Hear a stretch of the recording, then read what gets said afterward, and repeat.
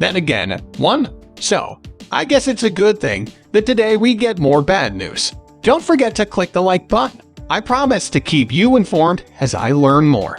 Despite Coinbase's $1.1 billion loss, I continue to have faith in the company. Have faith. Give it a like, and I'll be sure to keep you posted. On the other hand, this is crucial. Right now, we're in the midst of a fast and furious cryptocurrency market crash, and Coinbase recently announced a loss of $1.1 billion. I don't see a major problem, and here's why. The majority of Coinbase's revenue comes from other cryptocurrencies. This is the highest quarterly net loss for a cryptocurrency company since its IPO on the Nasdaq Stock Exchange in April 2021. So I'm presuming a lot of customers are coming in, and they had a very nice 20. They don't have a million, though they have a billion. Try to picture a billion. I don't think the average person's brain can wrap around the idea of $1 billion unless they see a visual representation of it. You really wouldn't be able to fathom it if you saw that for real. It's an absurdly large sum, much beyond what any single person could ever hope to spend in a lifetime. However, this is a digression from the original discussion. The cryptocurrency firm has now lost money for 2 consecutive quarters. To some extent, I would assume they have assets. Stable coins are in use there. A theorem of theirs has recently been proven, and so far, they haven't managed to sell it. They are not, then. I can't say for sure that they are losing $1 billion every 3 months, let alone every year. Coinbase reported a 3% drop in trading volume and a 35% drop in transaction income for the third quarter. Here's why, though. Despite the decrease in transaction revenue, I have no doubt that many of these exchanges, especially the larger ones, will continue to operate.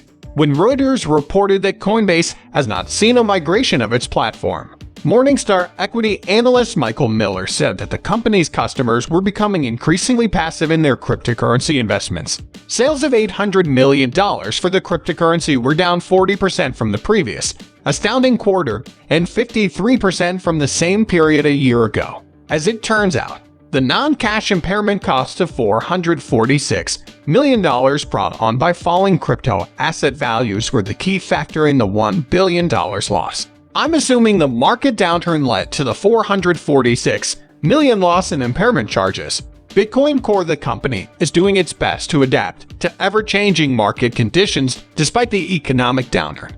In June, Coinbase laid off 18% of its workforce and adopted a stop and maintain prioritized strategy for its product roadmap. The monetary effects of our activities will not become clear for some time. Costs associated with the research and development of new technologies, which have historically been a major drain on resources, would be reduced. In other words, Coinbase's performance has not been encouraging. It's looking bad for Terra Luna Classic and Shiba Inu, but I can't say for sure if that's cause for alarm. When asked about the future, Coinbase stated that it anticipates the weak cryptocurrency market circumstances of the second quarter to persist until the third quarter of 2022.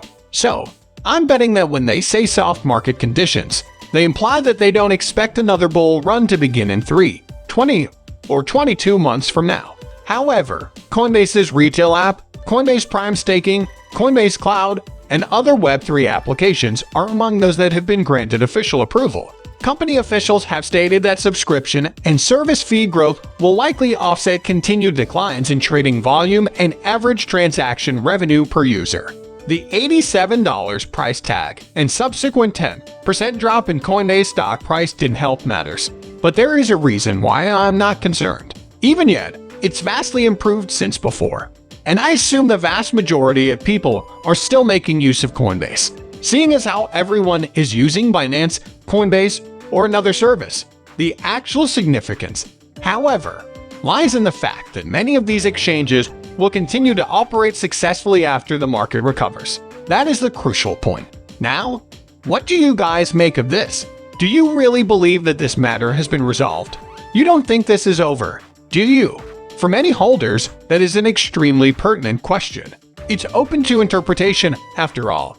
It's possible. It's possible that a huge spike is on the horizon once more. The truth is unknown. However, much like with BNB, what we are witnessing is merely a resurgence. A new altcoin craze has begun. This time of year is prime time for alternative cryptocurrencies. And that's the crux of the matter.